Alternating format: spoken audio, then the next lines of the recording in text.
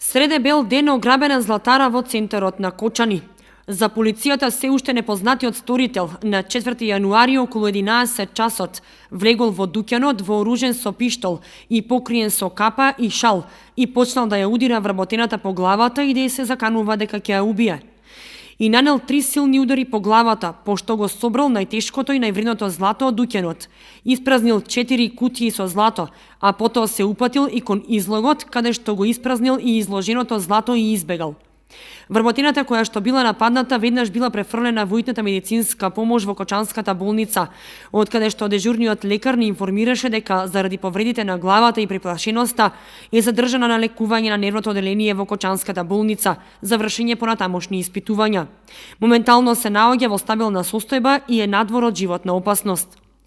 Во разговор со собствениците на дуќанот рекоа дека чудно е како сред бел ден да влезе вооружен напаѓач и да ограби дуќан, кога местото е доста фреквентно и има раздвиженост во 11 часот предпладне.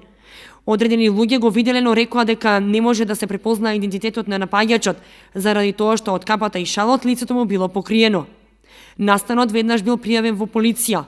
До затворање на вестите на Канал 8 се уште се работи на пронаѓање на сторителот, како и на проценка на украдениот накит, изјави Гордана Панајотова, портпарол на СВР Штип.